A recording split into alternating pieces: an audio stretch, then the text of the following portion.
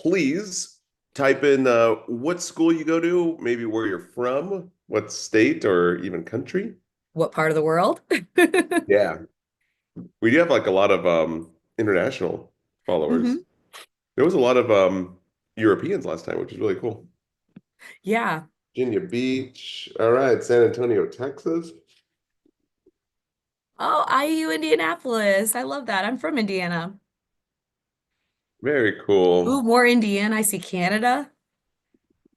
Ni Ooh, hao, lots of Canada today. Hamumi. How's it going? Riverside City College. I actually went there. Adrian. That's so funny. RCC in California. West Coast University. Oh man, you got the pricey one for sure. Welcome. Welcome, guys. UK. Whoa, very cool. In Boston. All right. It's like it's Uh, UK burning the midnight oil. yeah, I know. I wonder what time it is over there. It's probably like early, or maybe. Chicago. I'm currently in Chicago. Oh yeah, 1 a.m. in the UK. Wow. Okay. Yep, yep, yep. So, guys, as everyone's coming in, we're gonna give it a few more minutes. We're gonna be doing 7 tips to know or expert tips to really landing your first nursing job. These are some tips that I really wish I would have had in nursing school. And Professor Allison, she has been teaching nursing students around the nation for, I think, a little over a decade now. And you teach exit hmm exam prep and NCLEX. hmm And she co-hosts with me on our nursing school webinars and also the NCLEX webinars that we do every other week. hmm So welcome, welcome. Yes, it's going to be great. So it should be good. Love Fangirling. seeing where everybody's from and all the tips. Also, if you have any direct questions for us, we will be doing Q&A segments. So if you are with us right now in the Zoom, there is a Q&A button at the bottom. If you're Mhm. joining us from YouTube, then you can put it in the chat, and they will actually, our moderators will help to move that over to the Q&A in here so that we will be able to address your questions.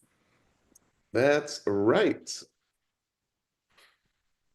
So I think if you're on YouTube, I don't think they have that ability, do they? Or they're watching streaming on. Oh, for YouTube, so if you put your question in the chat, then our lovely moderators, Adia and Robin, are going to help put it over into the chat here. So we'll still be able to answer your question live. So you can put it in the chat there. They're watching for that. Got it, got it, got it. Very cool. All right. Sounds good to me.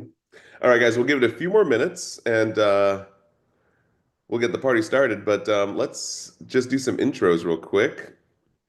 So if you're watching this, guys, then you're probably in your last semester, or maybe you're just super ambitious and let's say you have a few semesters to go or terms to go. But this is going to be a great session because Simple Nursing helps nursing students through nursing school. We just launched our exit prep. So if your school takes ATI and HESI, we help you with your exit prep. And then we also help you with your NCLEX. And so it's just a natural progression that we decided to start helping new nurses, just like yourself. I think one of the hardest parts about transitioning is that first year in nursing, going basically being a new grad nurse. It seems like you don't know anything. And it's like you're going to nursing school all over again, but now it's hands-on. And so I know Professor Allison probably has multiple stories of your first, first year as a nurse. But this is the reason why we created a brand new course. It's called the New Grad Nurse Mastery course. And so let me show you guys real quick. So this new grad nurse membership that we're launching, we basically sat down with some of the top hiring managers around the nation. We're talking Cedars-Sinai, City of Hope Cancer Center, even University of Maryland. And we sat down with the hiring managers, asking them, what do you guys ask on your interviews? We also asked the preceptors, like, where do new grads really mess up and how do we prevent this? And then we asked new grads themselves and sat down with them. And got like the real world first person view of things. And so as you guys are watching this on the screen, we also interviewed Professor Allison because you started in med surg, and a lot of professors always say start in med surg. And so she gives her insights on that and also her tips and tricks on managing, you know, all the new things that you're going to deal with as a new grad nurse. So we basically put a library together of about, I think it's a little over 20 something topics. But it's about 6 hours of content, and we're just trying to give you everything that you'll ever need in a toolbox. And the best part about this is that we also offer CEUs. So when the time comes, we have you covered for that. So it's great. So I know it's exciting. There's Professor Allison right there. We interviewed her. Woohoo! It looks really good. I like that. So if you guys are just tuning in, we have Nurse Allison here. She's been a professor for over a decade, got her start in med-surg as a new grad nurse. So trust me, like when I was a new grad, I did not want to go to med-surg. I want to do anything else in life other than med-surg.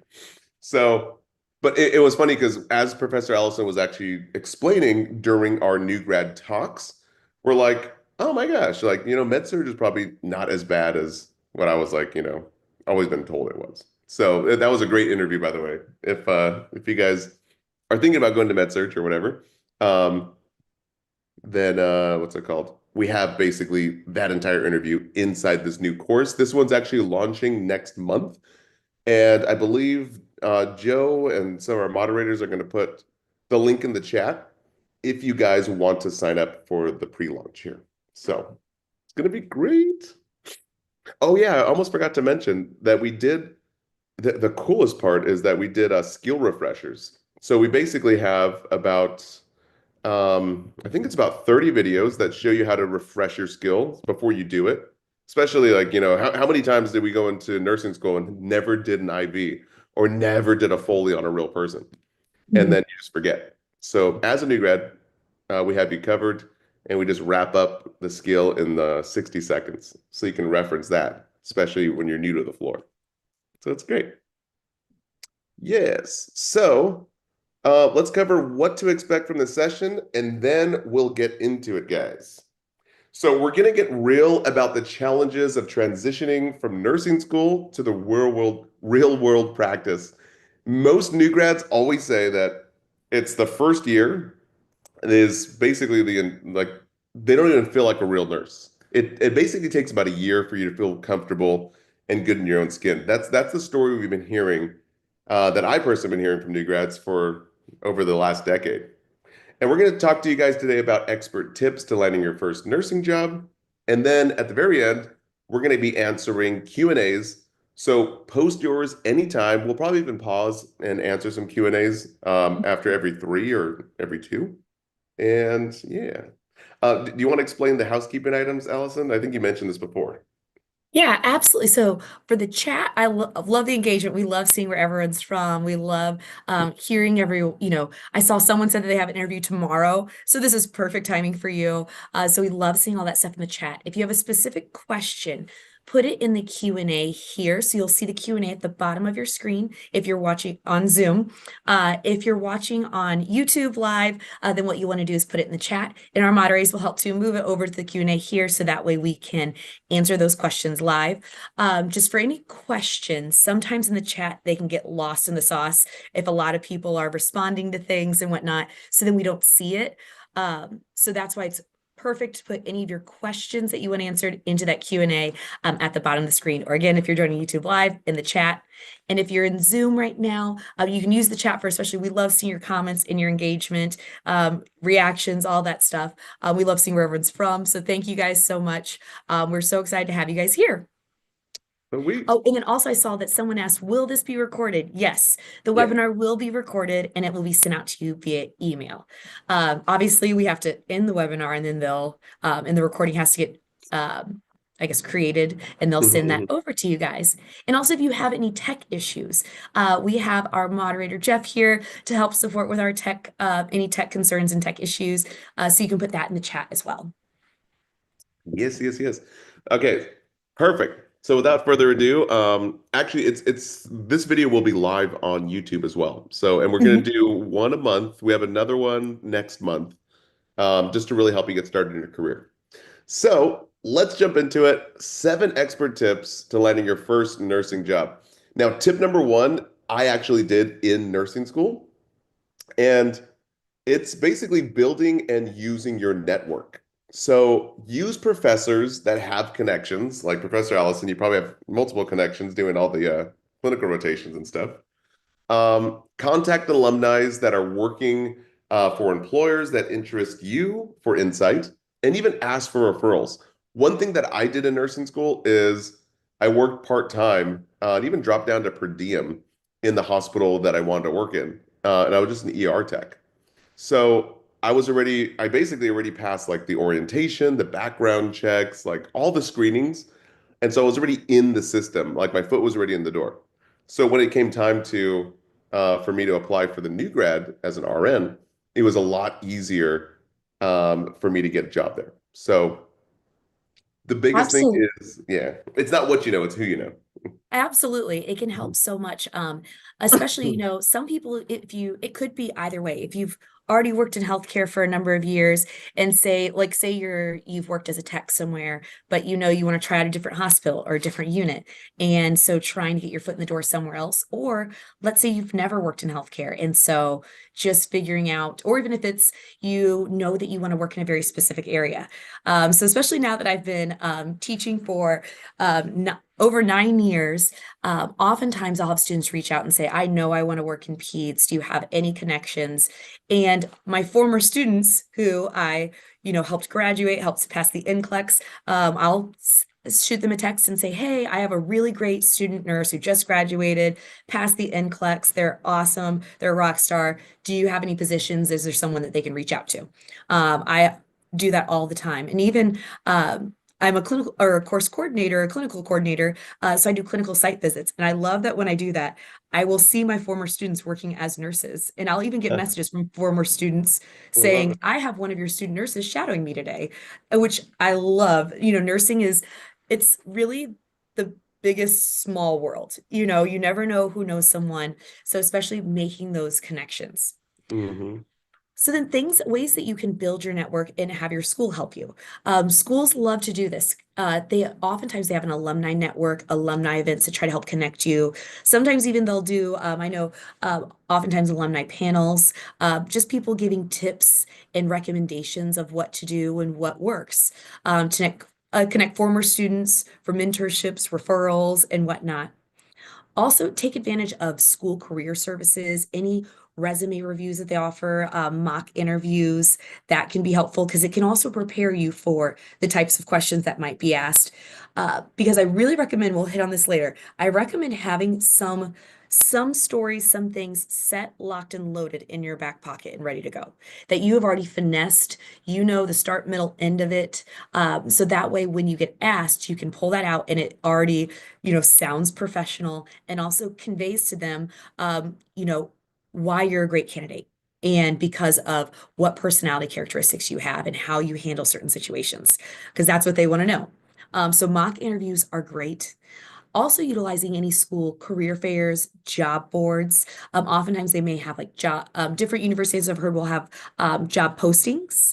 And so that can also help as well. So utilize any of those resources. I know sometimes when you're in the thick of school, all you want to do is be done. And you're focusing on, okay, all I want to do is graduate, get to that end point. And then after you graduate, then it's the stress of passing NCLEX. And then once you pass NCLEX, it's that huge of, okay, wow, okay, what next? Oh, now I have to find a job.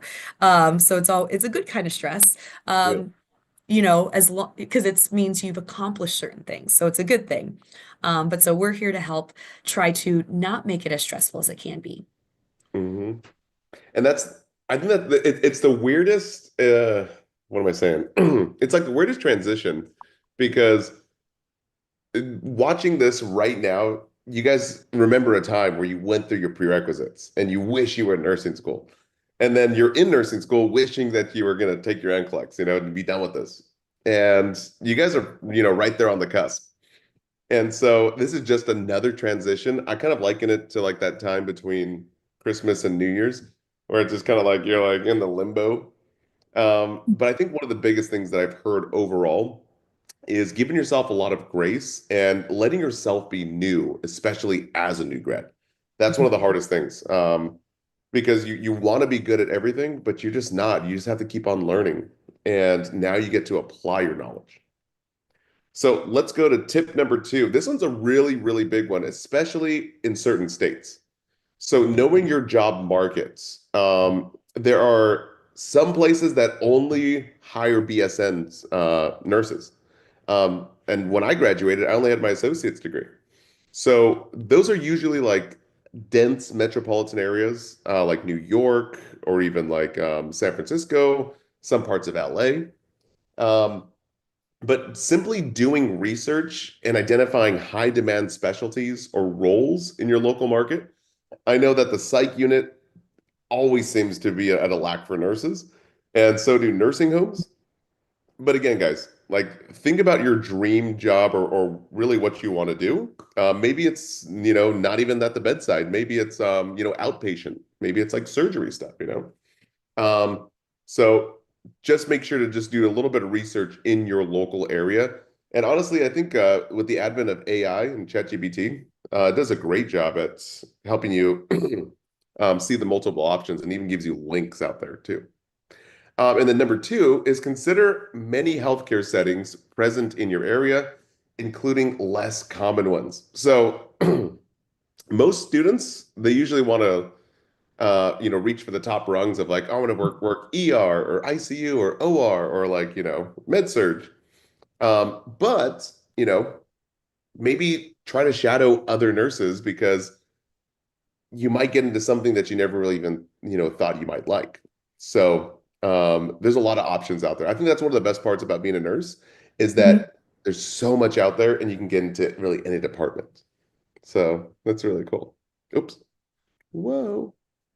There we go. Also, another great way is know your value. Know what are employers looking for and how do you fit that special thing? What special skills? And it doesn't necessarily, yeah, it doesn't necessarily have to be that you worked in healthcare before. I think there's lots of different experiences because I find that there's so many people who, you know, have worked other jobs and that nursing is a second or third career path. They started out in one area and now they want to be a nurse. And that is not a bad thing at all. In fact, you can use that in a positive. For example, Nurse Joe here actually worked in teaching before. And so if that were me, I would say, and like education, you could say, well, that skill set's going to help me if I have a patient who needs discharge instructions and if they're very complicated. You can spin almost anything. Prior to when I was in grad school and whatnot, I was a fitness instructor and I also worked in the restaurant industry.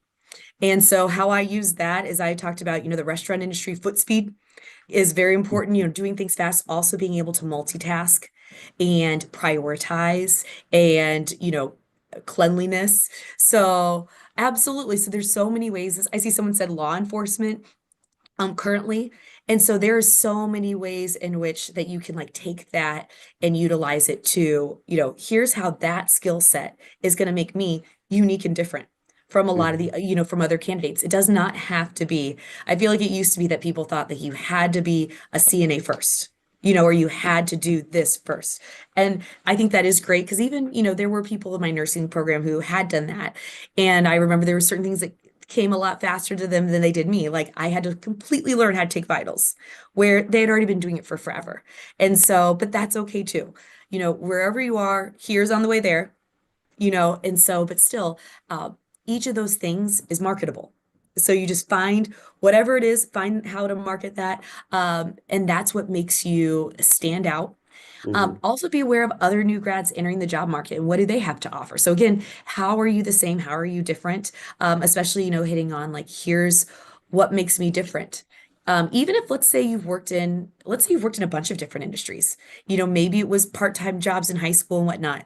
That's also great too. It means you've learned how to do a lot of different things. So you're great at catching on quickly, being flexible. And so you can even use that. I feel like there's almost anything you can turn into something that could possibly be marketable and useful because I see some restaurant workers because really nursing is at some point sort of a hospitality industry, Mhm. It because is. patient satisfaction and, especially you're dealing with people and trying to meet their needs on some of their worst days. And so being able to deal with sometimes people who aren't easy to please because they're going through some things and because they're sick. Sometimes you have those, patrons at a restaurant who have the most difficult, most high maintenance order, and you deliver it with a smile. Like that's a way to even say, like, okay, tell me about a time when, because we'll get into this too. A lot of times they'll say, ask questions of, tell me about a time when you had a patient who was difficult. And let's say if you can't think of anything specific because maybe you don't have that CNA experience, or maybe you can't think of anything from your clinical experience, you could say, well, I'll tell you about a time when I worked at a restaurant, I Mhm. had a or I had a patron who had a really difficult food order and was very difficult to please, and seemed like they didn't want to be happy with anything. So here's what I did: I went above and beyond to try to help meet their needs. And really, there's anything that you can do, and it doesn't necessarily always have to be a perfect fit. But they're really trying to see, how do you handle situations? And, because people are people no matter what setting. And so you can have that same person behaving the same way in a restaurant, in the hospital, but it might be escalated because again, they're probably anxious. They're probably having what's the worst day of their life. And so they may not be in the best mood. So how can you still try to be of best help to them? That's honestly that's the biggest thing. It's having those preloaded stories in the back of your pocket. And it could be any industry, like Allison was saying. I think one of the best ones that I've heard was someone was working as a bar back or maybe a bartender, or maybe it was just a restaurant. I forget what it was. But they found that there was I think it was like a broken ice machine. And no one was Mhm. really doing anything about it. They did like three submissions to management and they really needed the ice. And so this one person in her interview explained how she just went on YouTube and was able to figure it out and order a part and then fix the ice machine. And it was really cool because one of the hiring managers that was explaining the story, they were saying like, even though it didn't relate to nursing or critical care or clinical setting, it showed that number one, they were a team player, that number Mhm. two, that they went above and beyond to do something. So as long as you can show that, you can go above and beyond, you're a team player, and just like Nurse Allison was saying, you have communication skills and you know how to mitigate conflict and find solutions. Those are all transferable skills because at the end of the day, working as a nurse, it's teamwork, really. You're working in Mhm. teams and pods, and you're seeing people on the worst days of their lives. So they need teamwork. They need you to go above and beyond, go out of your way and do things. And if you can show them that in an interview, and then also on the floor, you would really impress people in the first, at least the first 90 days. You want to make sure that you're impressing your preceptor, which is great. Okay, let's do one more slide and then we'll take a few questions because I see some great questions in here. Mhm. Okay, so number three is crafting a standout resume and cover letter. Now, we have an entire video that explains all this directly from the horse's mouth, directly from hiring managers inside of our new course. But real quick, a resume should be succinct or basically summarized, and it should highlight clinical rotations, relevant coursework, and experience. I think one of the biggest things is, if you do have, I saw a lot of people putting in their careers here, like a CPA and accounting, and someone had law enforcement, which is really cool. Um, Another person I think was the service industry. Mhm. Again, put all that on there. It shows that you do have life experience. And then number two is to utilize job description keywords to pass through the applicant tracking system. So again, AI is a great resource. Ask it for utilizing keywords and maybe infusing that into your resume. Um, and one of the things that I really like to do, I know it's like this is kind of like off the books or like a little hack, but what I usually do is I basically just call the department that I really want to work for. And usually you're going to get like an operator from the hospital and say, can it be transferred to, so and so's office, who's the director of the ER, basically the hiring manager. And then I've done this actually twice before. And they're like, "Oh yeah, who?" Because they're a gatekeeper and they're not going to like let you through. They're going to be like, "Okay, are they expecting your call?" I'm like, "Oh yeah, like I'm just calling about the interview that we have to set up." And I'm like, "Oh, okay." And then so usually um, the hiring managers are going to have a huge stack of resumes and cover letters on their desk. Everyone with RN experience, or sorry, RN license, and like, maybe some with BSNs. But if you take the initiative and call the unit, I know it's very bold, but the worst thing they can say is no, right? But every time I've done it, I usually get an interview with the hiring manager, and they're like, "Thank you so much for making my job easier because I have to look through all these resumes that all look the same." And you kind of make their life easier by, contacting them directly and saying like, "Hey, here I'm so and so. I'm the right person for the job." So just a little hack here. All right, so let's go over some cover letter specifics here with Allison. So with that, you want to personalize it to each employer. What I recommend, my hot tip, or what I would typically do, is go to the hospital website, look at their mission statement, look at their values, Yeah. use their own keywords. So literally find what is it, because they all have a mission, values, and whatnot. So, you want to pretend like you are the one that I want. This hospital, you're the old, pretend like they're the only one that you're applying for. And I'm not just, I want to get any job, I want to work for you guys. And here's why. It's because, in your mission statement, or you don't even have to cite their mission statement, but basically use their words and put that in there to personalize it to them. So that way it doesn't just look like that you're just cutting out this hospital's name, putting in this hospital's name, Mhm. because that really makes it stand out. And so avoid generic language, like so, especially if you're applying for a specific unit, say instead of saying like any unit or I want to work as a nurse, just broadly, instead if you're applying for, labor and delivery, state that, so be very, you want to make sure that it looks like that you are applying to them for a reason because you want that job and that they're a good fit for you and then you're going to show them that you're a good fit for them. Hmm. Uh, and that really goes a long way.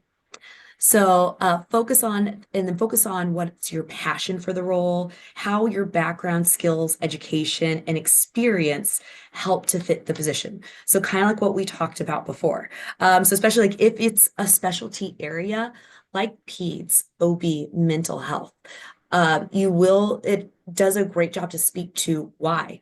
Why is that something that you are really interested in? And again, using very specific language and knowing the job that you're going for. Actually, one of my first interviews, I think I kind of shot myself in the foot because I did the opposite of this. Or, well, I wasn't thinking before I spoke. It was for a OR position to work in an OR, and they asked, "What's your favorite part about nursing?" And I said, "Patient interaction." Okay, in the OR, your patients are sedated. You don't really interact with them, or at least less than you would at any other unit. So it sounded like that was a canned answer that I was going to say no matter who asked and no matter what unit that was. And so, spoiler alert, I did not get that job. I think it was very clear that I was a new grad who was going to every interview that I got offered. So, again, making sure that what you're saying aligns with that hospital and that unit. That's Hmm. so important. That's the biggest thing. It's so funny because like we miss it so much, and we're so focused on like interview questions and like having everything figured out, and we don't even know like the mission statement and also like the needs and struggles for the actual unit we're applying for. So yeah, that's a big one. I did see someone put a comment here, a question really, maybe it was a comment. They said that they haven't had a job in 10 years because they've been a full-time mother and caretaker and then went to nursing school. What can they do? What can they put on their resume? Um, I think Professor Allison was mentioning with if you're great with kids, you know how to juggle a lot of things and still get things done, which is basically what a nurse does. So drawing on your experience, even if it's not related to the clinical setting, again, good communicator, good with time management and juggling tasks. Organized, because typically, Yeah. oftentimes, stay-at-home parents, they're the ones that have to figure out, okay, who has this practice when, who needs picked up, who, being able to organize, stay organized, stay on top of things, maintain or maintain cleanliness, things like that. Like there's so many ways that you can work that because that is not an easy task. And that takes, so much of a lot of different skill sets, in fact, even just having like patience. And so using some of those things so that can still be worked into it's definitely not a bad thing. I feel like that's something that I've seen so often. Even during COVID, I feel like there was a lot of times where there were people had been stay-at-home parents, or I've seen so often where I've had I am thinking specifically of some of my favorite students who one had waited till their kids were out of high school, had always wanted to be a nurse, but they needed to get their kids through high school and get them to college. And then they were like, and now we're all in college together, which was amazing. And so I feel like that is not something that is uncommon at all. It's getting more and more common. Hmm. Oh, and then there was a question from YouTube Oh yeah. of would taking time off after NCLEX for a vacation look bad when trying to get a job? Not at all. Especially if, honestly, I don't, if they were to ask about the time off, it might just be because they're worried that you might not be getting job opportunities, but I don't feel like it's anything that I've thought about too much. And you could say, I really wanted to take some time to have some rest and recovery. So that way, when I did start looking for a job, I was ready to hit the ground running and felt rested and rejuvenated and ready to go. I Mhm. think there's nothing wrong with that. I've been on, like hiring committees at hospitals, and I've never seen that be something that people were concerned about. But good for you if you get to do that. That sounds like a lot of fun. Yeah. Another Another one, question was, oh, sorry. no, it's okay.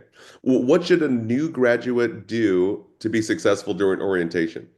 Man, there's so much, really. I think to consolidate it down to the basics, and trust me, we this is why we created an entire course of over 6 hours of content because there we go through literally everything you're going to uh, face as a new grad, between bullying, between your shifts and figuring out your schedule, adjusting the night shift, your mental health, and balancing everything, and also you know, how to just navigate the difficulties. But if we consolidate it down to just like a few things, as a new graduate, you want to make sure, uh, someone used this analogy before where it was like, you want to make sure you're going into someone's, it's not, almost like you're a guest in someone's house. So act like you're going in to be a guest in someone's house, um, and always have big ears and big eyes and a small mouth. Because, especially in the first 90 days, you want to show them that you're a team player, that you can solve problems, that you have thick skin and, you're adaptable. The worst thing you can do is do what actually two of my friends did, and they both got fired. One of them got like really bullied. Yeah. So basically, what happened is like, she used to be one of my friends was going fire route as a firefighter, and basically like not a big mouth, but kind of like always wants to tell people like what to do and how to do it. And granted, one nurse was like doing something wrong or like out of protocol, like not by the book. Um, but again, the nursing world is not the same as NCLEX world. And so she spoke up and was like kind of like telling her off about it. And that was like her first few weeks. And so since then, after that, she got like all the nurses against her. And they ended up like just like nitpicking her and writing her up so often. So again, watch out because remember, you're a guest in someone's home. I think another thing is to bring snacks or bring cookies or something, especially your first few times. Yeah, I think you're muted. Whoopsies. Oh, you muted yourself. It's okay. It's okay. What's it called? The host can help us. What is his name? Jeff, the All right, did moderator. that work? There you go. Yep. Yeah. It's all Okay. good. I said bribery goes a long way, especially sweet treats. It does. Especially there's nothing that's a better pick me up in a long shift than Yeah. someone saying, I have a question for you, and here's a cookie for all Yeah. the questions I've been asking you lately. No, and it's honestly the best it's the best feeling in the world because if you guys really think about this, right? Like imagine going into someone's work and these nurses have been there, some of them for like over a decade. Some of the OGs have been there for 20 years. You know, this is like literally their second home. And if you're coming there as like, a little pink cloud, bright-eyed and bushy-tailed, not really knowing anything, it's already stressful for them. They already know the unit like the back of their hand. They know who they like to work with, who they don't like to work with, yada, yada, yada. And if you come in, you know, what's it called? Basically like asking a lot of questions, kind of like well, not messing up, but like being a burden in their workflow. There are nurses that just get annoyed with new grads and they hate new grads and they're just like, give you a lot of trouble. So I think one of the biggest things is just watching out for that. And that's why we're saying, like, if you can be friendly, helpful, going over and above, and just be, absorbing like a sponge, having a small mouth, and then Mhm. also giving out treats. It's the best feeling in the world when a grumpy nurse will be like, "Hey, who brought the snacks?" And it's like, "Oh, it's the new person." I'm like, "Oh, okay." And so those little things go a long way. Trust me. You don't want to get the nursing mafia on your bad side. I've seen it happen a lot. So, hmm. All right. There was What else another do we? question about how far to go back on the resume.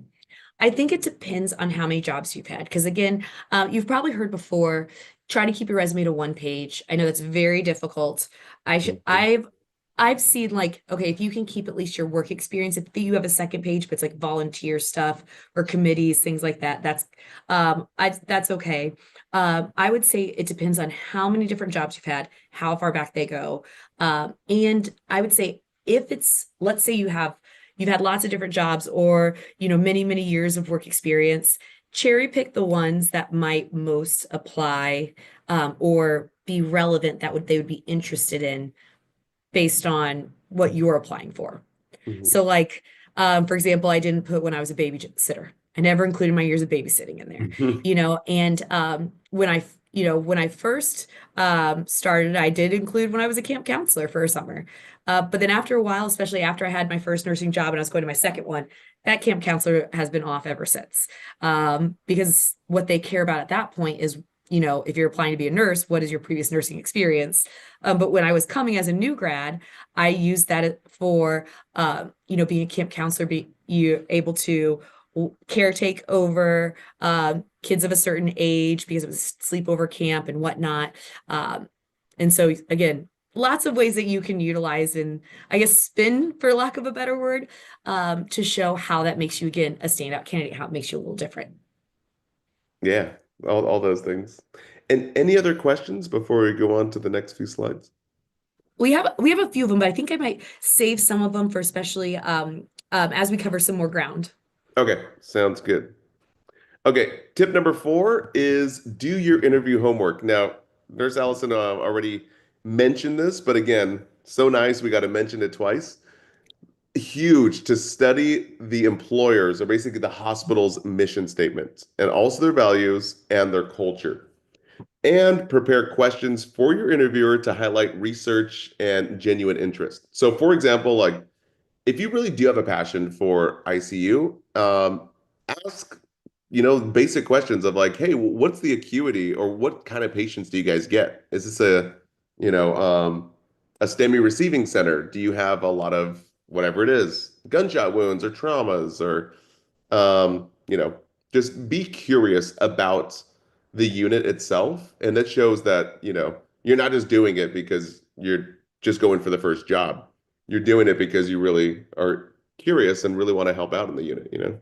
So, Yeah, always come with a question in your back pocket, easy ones to have, especially because mhm. lots of times they can give you great information and then when put on the spot, like, wait, I don't have any questions until you think of them later. Ones I always had ready to go were what is your nurse to patient ratio typically? Um, a good one to ask, especially if you know that you have, let's say you already have one job opportunity, and you're still doing this other interview and you're going to have to make a decision between two. You might want to ask, what is your turnover like? Or Hmm. what's your percentage of new grads versus, newer nurses versus nurses who have been here for a while, especially if they have a high turnover rate. If that might be something that you'll use as a decision maker to pick another place, because it could tell you something about the culture. So those are some great questions to have in your back pocket. Big time. Let's see here. Oh, Okay. and then so again, so practice common interview questions. So some common ones are things like, tell me about a time when you showed great customer service.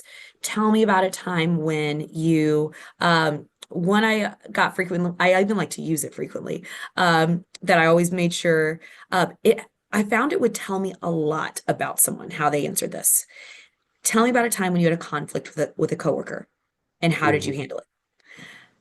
You want to have these stories finessed. You want to have them ready to go. And I'm here to say, and I probably shouldn't say this, but it doesn't have to be the exact way the story went down. Yeah. They can't fact check you, but oftentimes, when I would ask this question, there was once where I remember it so vividly. They said, a coworker and I, we were just not seeing eye to eye, and they kept making comments. And so I wanted to, address it head on with them. And I thought, okay, great. Yeah. Because, they love an answer where you don't just let things go, but you talk about it so that way you can work together professionally. And, uh, oh, exactly. So don't tell them I yelled, meet me outside. Exactly. Essentially, that's what they said in the interview. They said, so I did. And we had it out in the hallway and we were yelling at each other, but then they left me alone after that. And Oh I thought, man.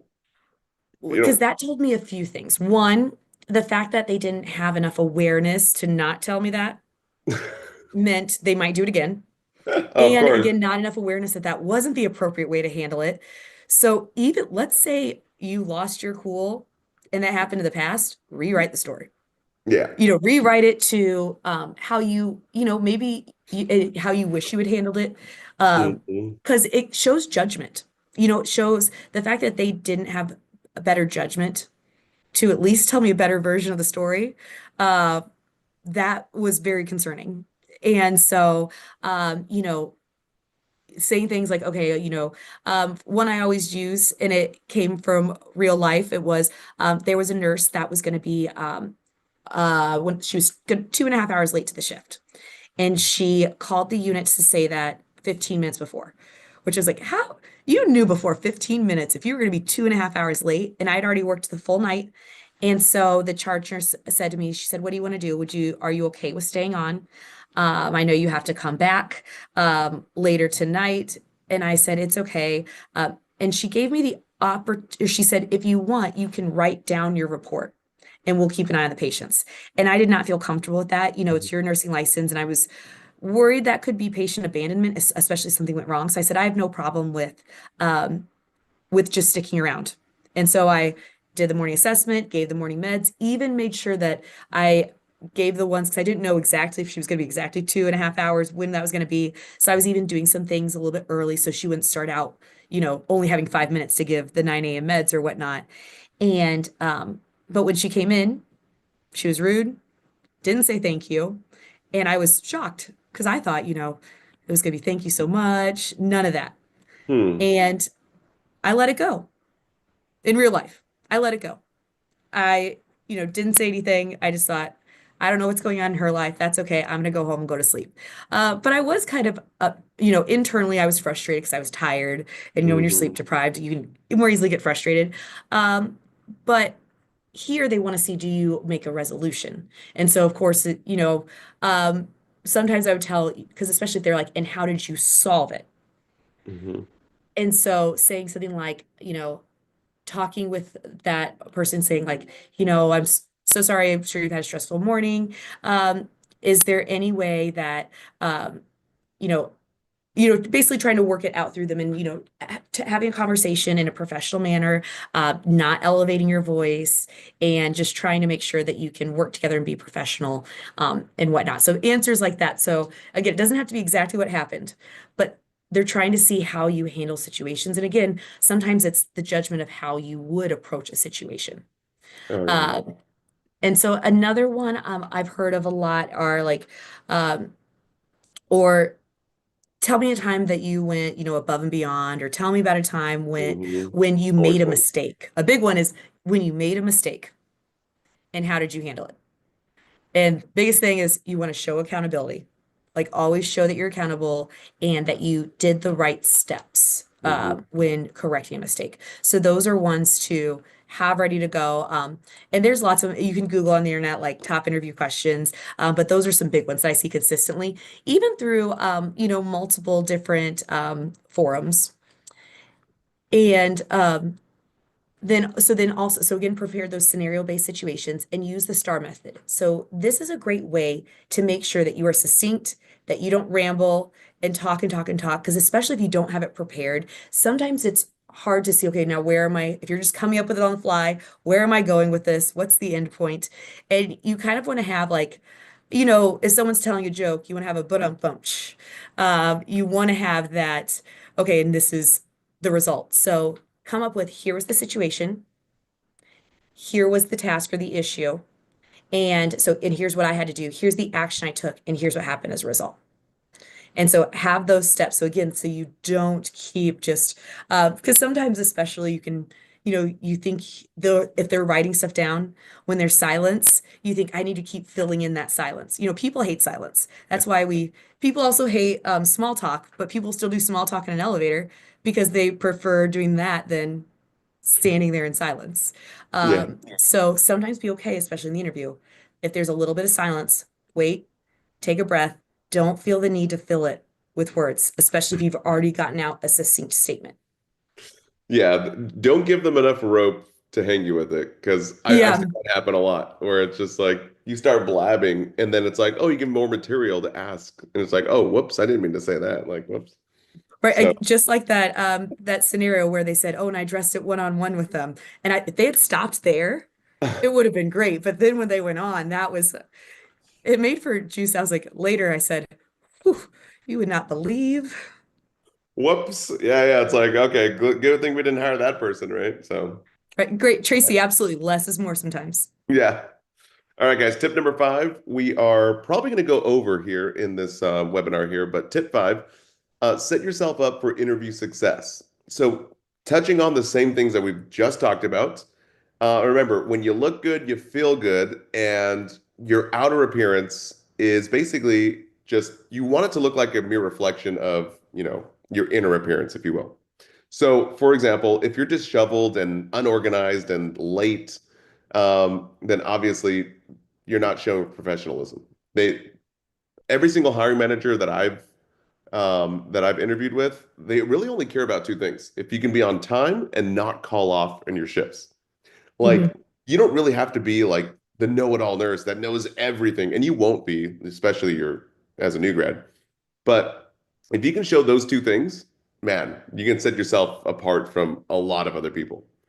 I Um, can I agree with that too about how you also show up to the interview is how they're going mhm. to assume you're going to show up to work. Yeah. So, for example, I had someone who uh they were not even that late, like maybe 2 minutes late. They came in running, sweating, and they're like, "Oh my gosh, I couldn't find parking, and then this, and then this." And I was like, "It's okay, no worries. You're fine. It's only 2 minutes after. No big deal at all. We still have, all this time." And I felt like I was having to, soothe them, calm them down. Hmm. And they were breathing heavy. And it was definitely one of those things where I'm thinking, this seems like someone that might leave a chaotic life, and time Yeah. management might be an issue.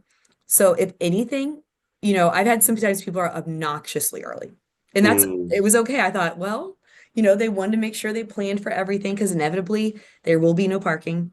Inevitably, there Mhm. will be a stoplight out just, a few blocks away, and you could have walked there faster. Something will happen. So plan for that inevitable. Especially if it's a job that you really, really want, maybe it's a hospital you want to land at long term, or something that you really, really want. Drive there, the day before, visualize, walking and visualize getting a parking spot, look and see what the parking situation is. So have all that stuff mapped out, which is kind of similar to what we talk about in our NCLEX prep course. Mhm. Shameless plug for that tomorrow. And is, visualize success and even, plan for what does this look like? Where am I going to park? What's my route? All that can help to decrease that nervous system. That's right. Oh yeah. I think we mentioned this, but maybe we can just recap it again. Yeah, I can use the restroom just real quick. Absolutely. So yeah, so look good, feel good, prioritize getting a good night's sleep the night before, engage in positive self-talk. I even like to listen to, this sounds so cheesy. I like to get in the part of Instagram where it's all these like pep talks, or motivational quotes. I like to do that before, or even listening to podcasts of like motivational, especially things about confidence. That's a big one. Any podcast where they talk about confidence, and sometimes I'll even listen like business podcasts that talk about that, just because they'll talk about how you perform and how you present yourself when your confidence is highest, and ways to do that. And so having that positive self-talk and building up your own confidence. If you have negative thoughts that come in, trying to thought block and, replace that with positive things. So instead of saying like, oh, what if all the other people applying, they already, have experience as a CNA and I don't have that experience. Instead say, you know what? But they may have CNA experience, but they don't have someone who, is energetic because I worked as a fitness instructor and then also worked in the restaurant industry. So try to replace that with things that are going to put yourself in a positive light to your own self. Because if in your own self you are not thinking of yourself in a positive light, it's hard to get someone else to do that too. So positive self-talk, trying to pump yourself up, listen to a song that pumps you up, Hmm. anything to get the vibes right as you're going in. Other things, relaxation techniques. I know when I get excited, I talk fast. And so oftentimes I would, especially I listen to the pump up song, but then I would sit there and I love someone said, if you're obnoxiously early, wait in your car for a reasonable time. That's great too. Sit there for a second. Okay, now I'm here. The things I was worried about, which is getting here the time I wanted to. That happened. We're good. I'm in the parking lot. And so I can now sit here, do some deep breathing, especially Hmm. in through the nose and out through the mouth, and even just practicing mindfulness. Practicing even sitting there thinking about your answers to the questions that you have stocked up, thinking about, okay, what again is their mission values, thinking about the things that make them the one you want. And it could even be things like, what's their new grad orientation like? And say that, one of the reasons that I'm really interested in your hospital is because you have a residency program. And I'm really Hmm. interested in a hospital that offers that to new graduates. And, things like that. And they love hearing that. It's so true. And there's some great questions here. When does the new grad program launch? So our new grad mastery series launches, I believe, next month, which is in a few days, actually. If you guys use the link that we just dropped in from Nurse Joe right here, you guys can sign up for free and get on our pre-launch list. So again, just to recap it, we give you all the interview tips from hiring managers. We sit down with preceptors to show exactly where new grads really mess up. In the med surge, ICU, and ER, the top three, three preceptors from each department. And then we also give you over 20, I believe it's actually 30 topics of everything you'll need to know from how to master med surge, from the PICU to just normal stuff, work-life balance, what to do if you reach burnout, and just real world experience that, other places, they just kind of throw you in the deep end. It's like all clinical application. And there's a lot of mental health stuff that goes on, guys. Like you're going to be doing stuff for the first time. You're going to be driving kind of solo for the first, and it's really scary. It's like, oh my gosh, I don't want to kill anyone. Oh my goodness. So again, this is dropping next month in a few days. and use the link right there to sign up for our pre-launch here. And then I think Landy Alexis, they're asking, is it possible to get a recap of all the tips? You just came in.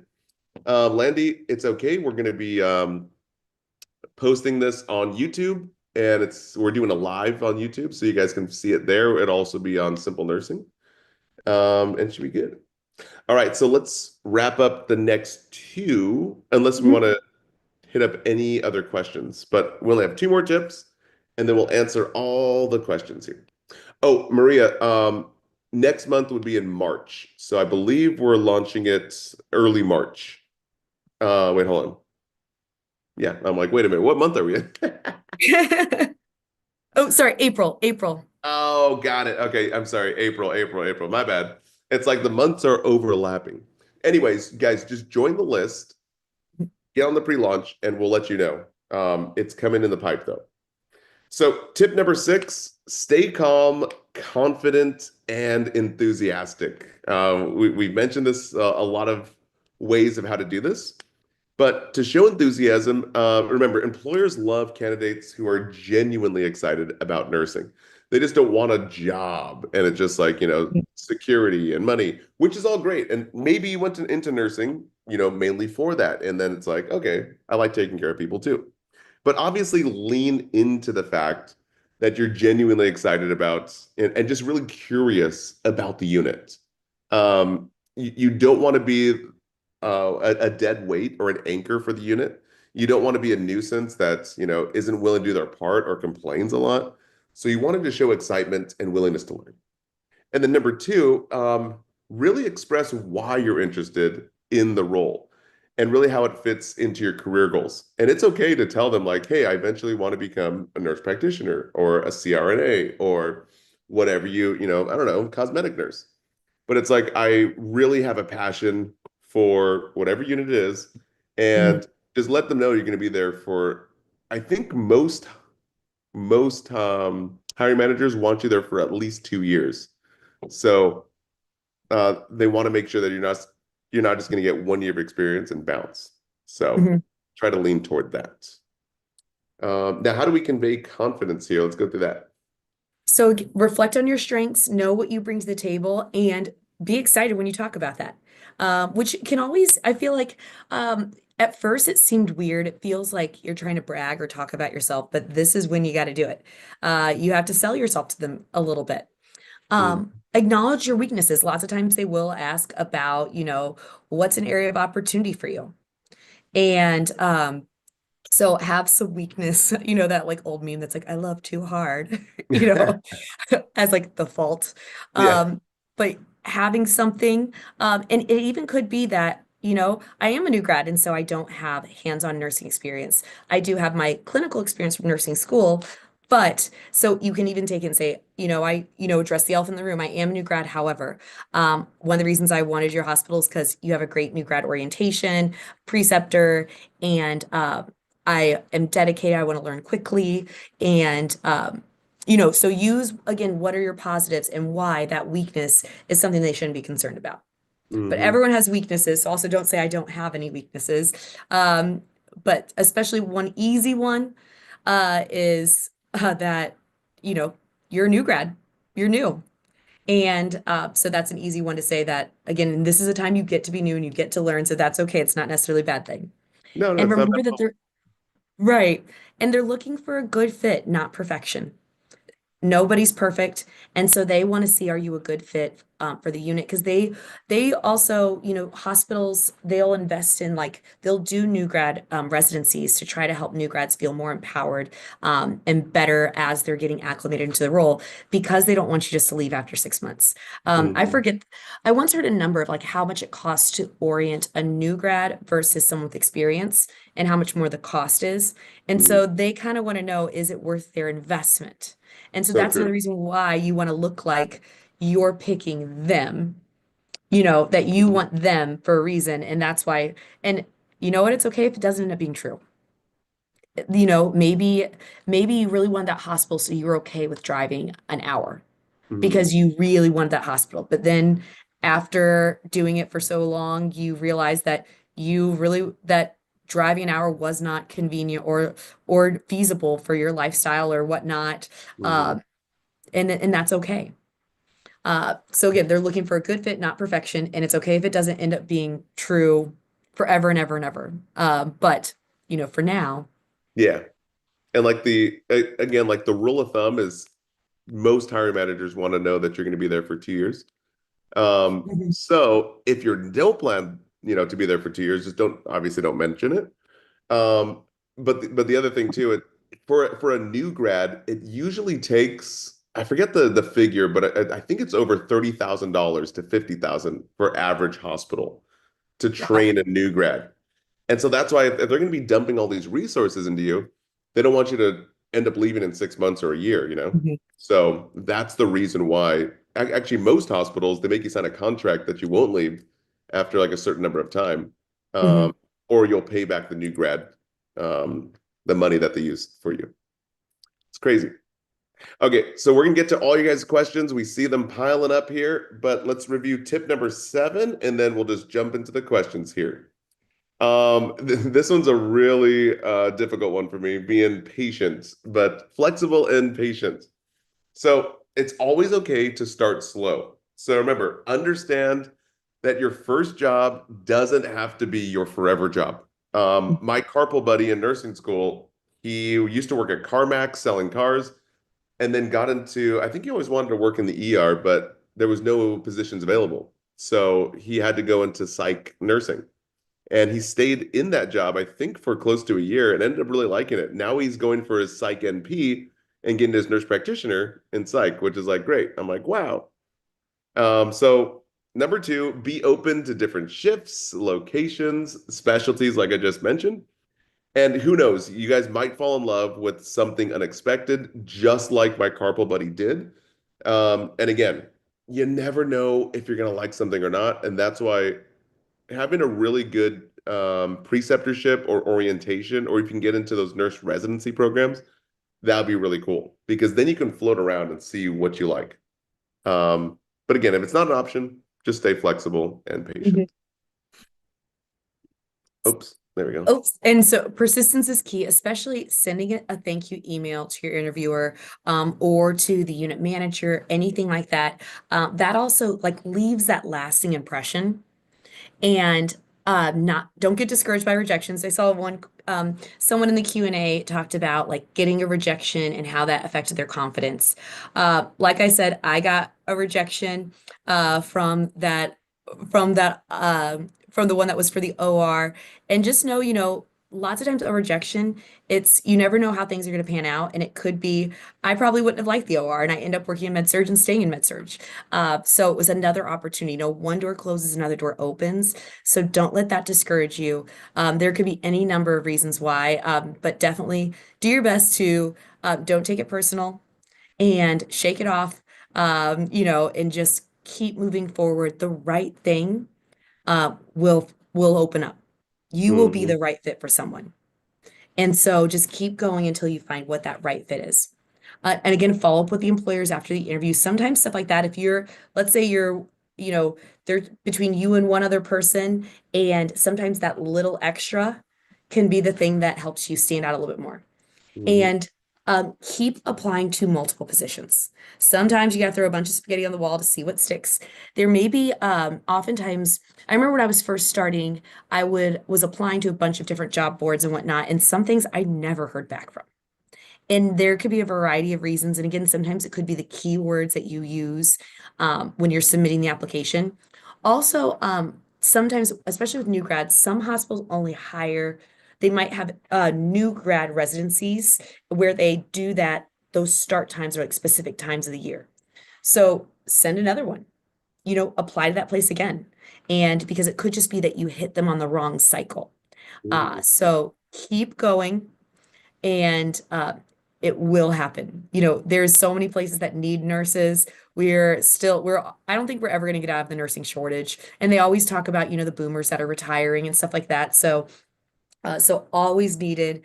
Just keep looking, open up your job search, even if it's a hospital that wasn't your first pick, especially because once you get that year experience, Hmm. then now you're no longer a new grad and you're more marketable to maybe the hospital that is your preference, is closer, or is in the exact, department that you want or unit that you want. So true. All right, guys, now let's go over some Q&As here. Let's I see how got much time there. we There have. was a question from YouTube that said, "What if you're a new grad and a lot of the job opportunities are asking for 2 years of experience?" I say still apply, even if their preference might be 2 years of experience.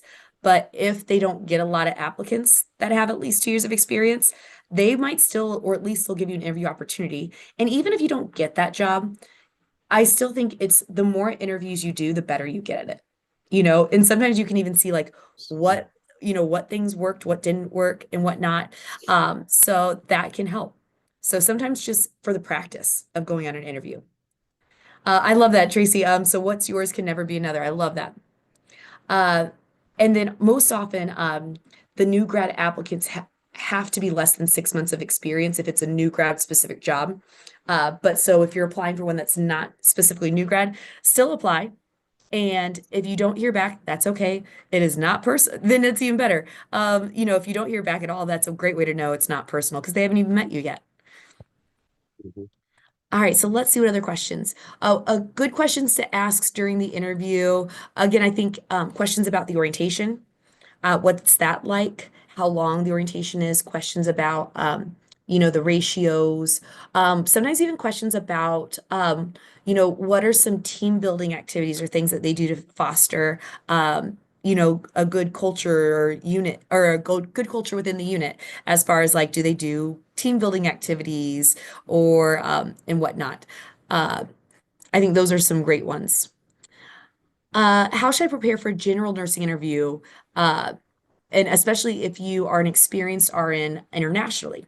That's great, especially because if you have experience internationally, then use that to set you apart.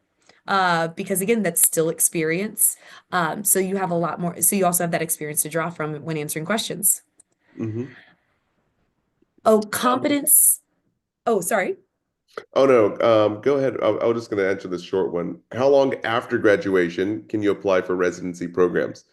You can actually apply, I believe, during nursing school. Sometimes residency programs and even desperate hospitals will give you something called a temporary permit, and I think it lasts around 6 months before you take your NCLEX.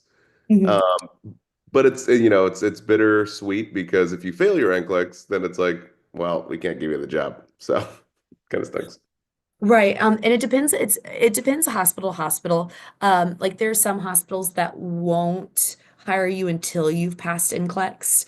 Hmm. Um, And so it can, again, very much depend on the hospital, very much depend on the time. So some people can say like they have a job and, even prior to graduation. Some hospitals, if you have not graduated, if you don't have that RN license number to enter, it won't even let you apply. So it can definitely vary. Um, and so if you are someone that doesn't have a job and you haven't graduated yet, that's okay. So don't let that kind of panic you. I know sometimes people can get nervous, and it could be that maybe people have a job before even graduating because they're just going to work on the unit that they already work as a CNA. So it's kind of like that internal hire and whatnot. Hmm. All right, then another question. How to get past hospitals that want to hire that you really want to work at, but they prefer internal candidates. You could try calling the unit manager or try, do things that set you apart or just keep trying because not always do they have just a plethora of internal candidates. Uh, so keep trying. And, in the meantime, you can get a job somewhere else and then, still keep that one as your wish list. This is the one where I really want to be. Because sometimes maybe once you have the experience, it might be easier uh, to get it there. Hmm. Um, How long after? Let's see. Mhm. Oh, someone said that can you request to get day shift rather than night shift? Yeah, absolutely. And if I would say don't apply if it's going to say day shift only, because there are some or night shift only. Um, because sometimes it'll say nights or days, so apply to the ones that you want. Because I know there's some people that are like, I'm absolutely not a night person. I cannot stay up all night. I would be a zombie, and that's okay.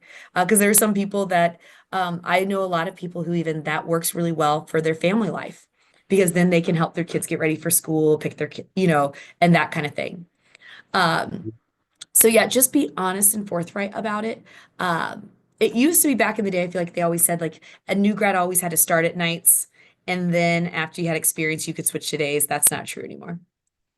Um, oh, what's an example of a scenario-based question they might ask? So again, like tell me about a time when you got you didn't see eye to eye with a coworker. Tell me about a time when there was a difficult patient situation. Tell me about a time when so they like to do those types of things. And if you don't know an answer, if your mind just goes completely blank, um, try your best and you could say, I'm gonna be very honest right now, for some reason nothing's coming to mind. Um, maybe can we go to another question and I'll try to come back to that one. Hmm. Let's see here. All right, guys. Someone was saying that asking again about the sneak peek that is coming soon for new grads. Again, as mentioned before, we're launching a new grad prep course. And here are all the details of it. This is great. So we have a new grad mastery series where we sit down with clinical educators, hiring managers, preceptors, and we literally interview them and say, what do you guys look for when you hire someone? What should the resume look like? What interview questions? So you can hear it directly from the horse's mouth. We also have monthly live Q&As like we have here. Skill refresher library, which is great. It's 60-second recaps, especially if you haven't done a skill in forever. We literally have it all there for you. And then CEUs that you guys can get from doing this entire course. And then eventually we're going to have like an entire marketplace where you can get CEUs from podcasts and really cool videos, and then also areas to get certification prep. But that we're talking that's way in the future. So the team just told me that we are launching that April. So in about 30 days. I thought next month meant March, but it's basically April. So if you guys use the link right here, you can sign up for the pre-launch list absolutely for free. Some people were saying that the link wasn't working, but we just checked it and it's working great. So if you're a new grad and you're coming up to your NCLEX, you're going to want to take this course because, simple nursing helps you through nursing school. We help you through your NCLEX, and it just makes sense that we would help you as a new grad and then through your career. So we're excited to do that. And I think we did, I think we did an amazing job at putting together this course. And so again, it's everything you'll ever need as a new grad and about 6 hours worth of content. It's amazing. I see So, some really great questions in the chat. yeah, let's do Um, it. one, is it possible to ask or send an email to ask why you were turned off in an interview or why you were rejected? Absolutely. Ways that you could phrase that would be things like, thank you so much for the opportunity to interview for the position. I was informed that I did not get the position, but I would love to know if you have any feedback for me.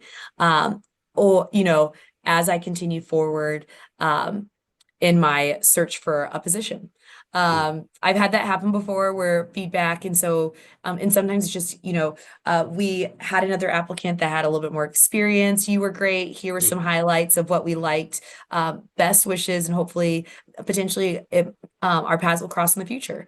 But I think that's a great question.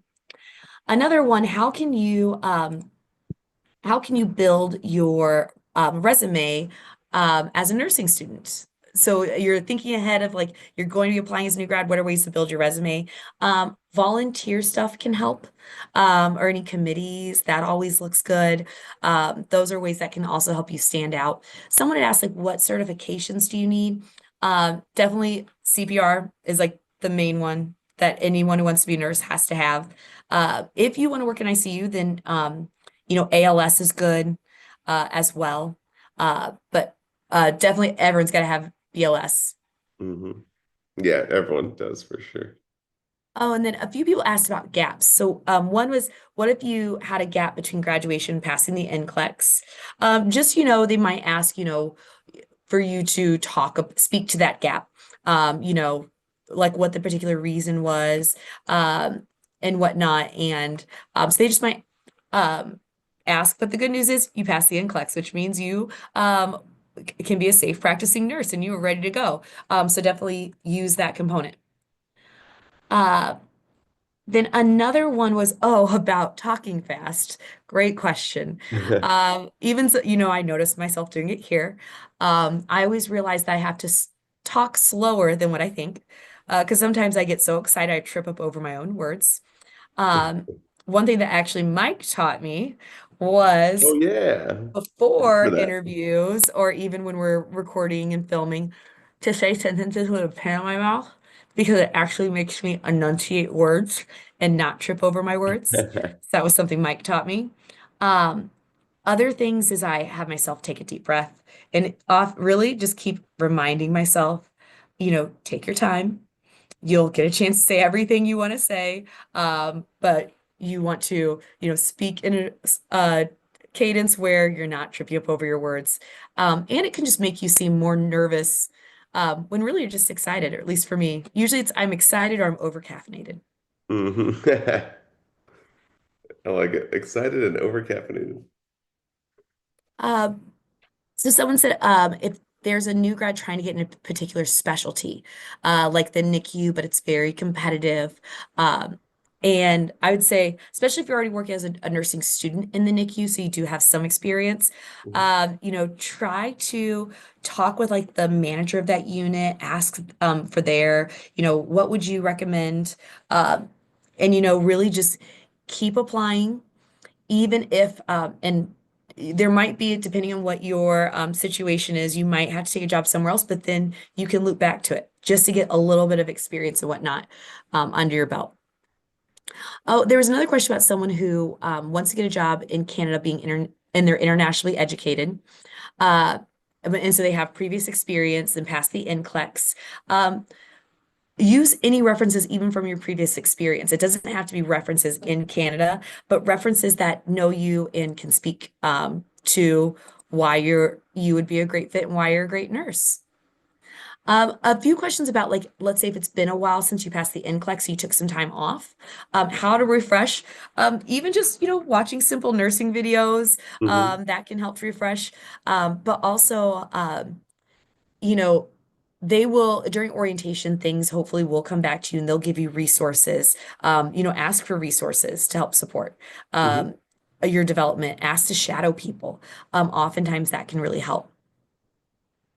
Yeah, and then also when the new grad course releases next month in April, you can binge watch that, and it's great runway to see what being a new grad really looks like from the new grads themselves, and also from the preceptors that basically grade the new grads. And you guys can sign up. The link's right here, so we're just dropping it in. We'll take a few more questions before we close it out today. You guys have been great today.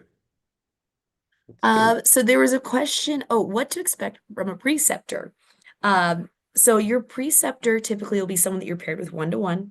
And they will oftentimes, they'll start slow where you'll just be shouting them, then slowly you'll start to take on more roles and responsibilities. But they'll do check-ins with you, oversee your training and whatnot. How to be successful during orientation. Come ready, willing to learn, Hmm. make sure show up prepared, be willing to help, um, you know, be willing to take constructive feedback and whatnot. Really being a sponge is some of the best ways. And especially that also helps if you never worked in a hospital before, again, be a sponge. How to expand clinical skills after graduation if you graduated from a 2-year program. Even just watching the skills videos that Mike was talking about, that can help. And then when you're in your orientation, ask for opportunities to do those things, Hmm. to get that hands-on and actually apply it. And then ways to work on time management prioritization. Watch what the experts do. Hmm. Watch what your preceptor does. What are some ways that what are things that they prioritize doing? That's a great way to also like, you know, they'll lead by example and help with that. but especially, making sure that you're even just the questions from nursing school about prioritization, those actually hold true to when you're working, and be willing to delegate, ask for help. Don't try to be a one-man show, because that's an easy way to take on too much and then not be able to get the things you need to get done during that time. That's right. And then there are a few questions. It says the submission button doesn't seem to be working after you put the email on the link. We'll see if we can fix that for you guys, but we're going to be doing career nights like this um, again next month. And so we'll make sure that the link definitely does work. It's probably just a glitch on this one end.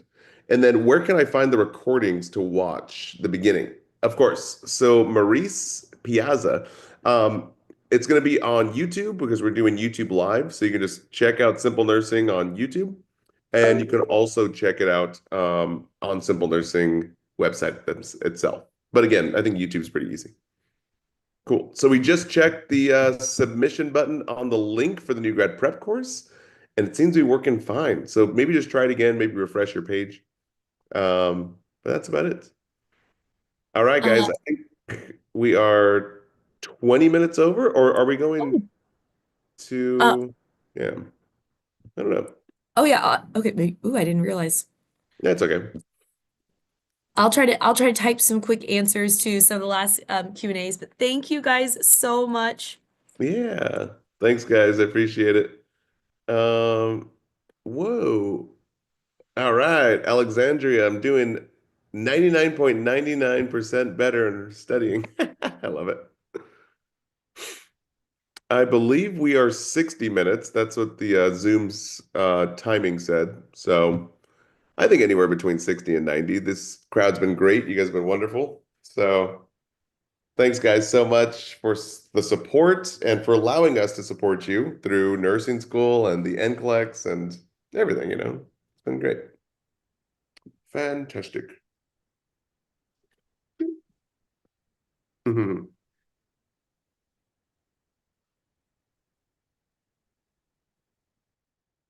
Bye, guys. Have a wonderful evening. Thank you.